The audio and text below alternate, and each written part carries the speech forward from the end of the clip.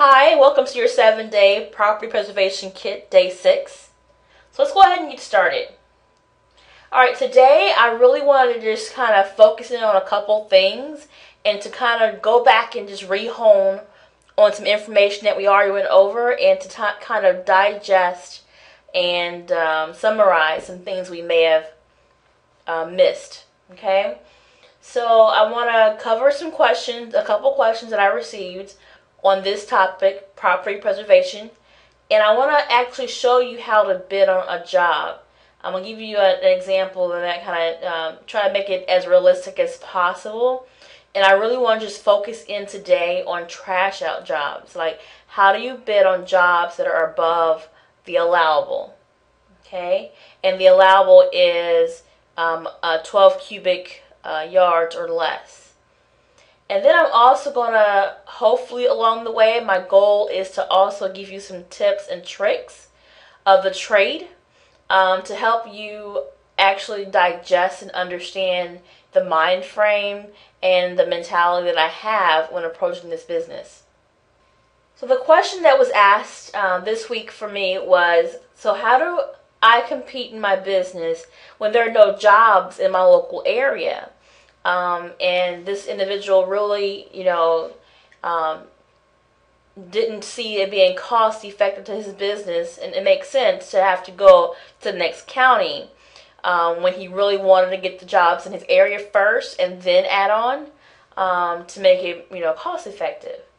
So, that conversation we had, we kind of went through a couple ideas, but to give you guys an answer, the best thing I can say is just be creative. Start thinking, thinking broader than the problem that you have at hand.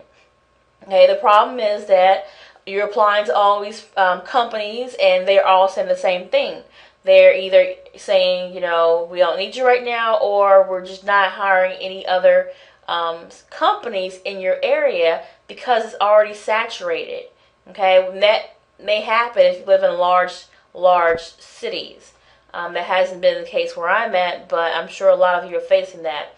So if I was in that position, what I would do is I would definitely keep applying. I would always keep applying to those companies. I wouldn't stop. So even if they say no, I'll probably give them a week or two and I'll apply again.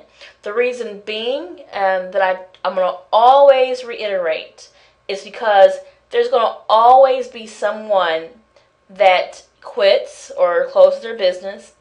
There's going to always be someone that doesn't complete their work order. There's going to always be someone that can't cover that area, and that larger company, that larger preservation company, may find themselves in a really, really bad jam, and they don't have anyone to complete that void.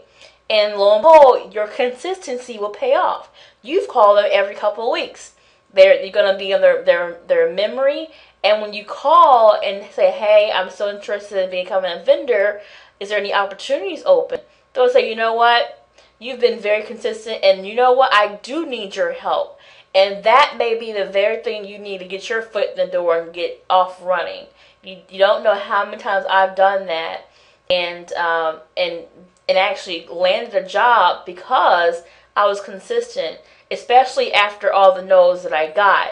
A no is not a no. All it means is not right now. So just know that things change. Situations change, and businesses are always coming against different obstacles and problems. And you want to make sure you are present when their problem arises, so you can be a solution to help them. Okay. But that's one idea. Just always keep applying, and in the interim, maybe do some other things. Like continue to network with real estate agents. Same thing with the agents. Some agents do their own foreclosure cleaning, or they have their own team that helps them get these jobs back on the market. And sometimes their team, either falls through, or maybe they handle too many work orders and they can't. The load is just too much, and they're getting behind. Same thing with contractors of actual building homes, is actual contractors that need a job site cleaned. You can even offer a service to them. You know, you don't have to just narrow it down to the property preservation companies. You can actually haul debris for anybody, and definitely make sure you are putting ads on Craigslist, because you don't know how many times I found myself in a bind. And going to Craigslist, I was able to find someone.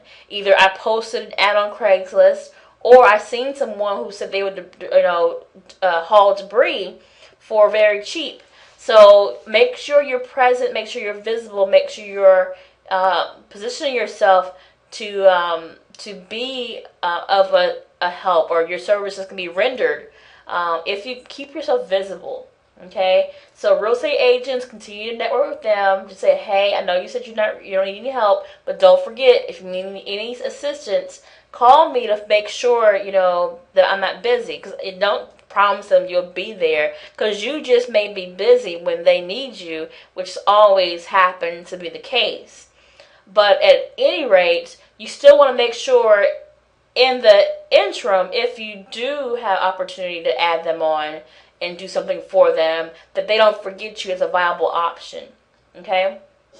So I mentioned contractors, they may need help cleaning construction sites up. So begin to offer your services broader in the real estate field.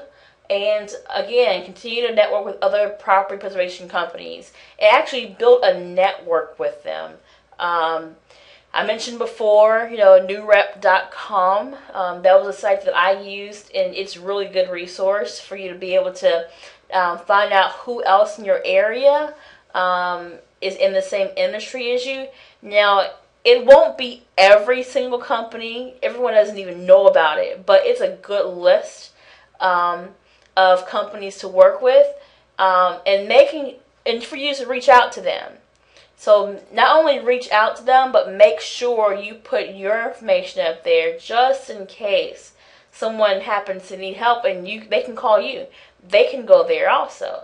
So it's a free resource that I found, and I think if you haven't found it, make sure you go over there, put your information up there, and even call somebody. Their numbers are posted up there. Call them, network, people in your area. Tell them, hey, you're willing to handle their overflow work, or maybe you can do some other things. We're going to go over that here shortly. Another thing that we mentioned is you may want to apply to areas outside of your zip code, your home zip code. So say you have one main location, maybe you want to go out like 10 more miles, circumference-wise. I don't know. You have to think about that and consider if that's even viable for you, if it's profitable. Just to at least, get your foot in the door of a business where you're at least working with them, and then when things open, you can always say, hey, I really wanted this area, but you'd have it available. So now that the opening has come, I want to be the first one. And then you've proven yourself to them. And you've shown them that you do good work, and you do it very fast, and you're timely. So definitely consider that as a way to get your foot in the door. Now, don't go overboard. Do not go like 4 hours out of your zip code, especially if you don't live near a major city. So you need to make sure you consider all that. If it's not profitable, do not do it. Because in the long run, you're going to go find yourself being negative, and you're not in business to do charity work. So make sure you understand that. Make sure that the numbers make sense. Don't base it off of emotion. You have to remove emotion when you become in anything, really. Remove emotion, and the way you do that is you look at the data, you look at the numbers, you write down the facts, and you analyze it. And when you're able to see the bigger picture, see the solutions or the other options you may have, and based off of that, let that drive your decision, and not that's being desperate or being anxious or being excited or being happy. Don't let your emotions drive your decisions. It always backfires. I promise you. You have to always base it off of results or data. Okay? Next, I want to go over, like I said, make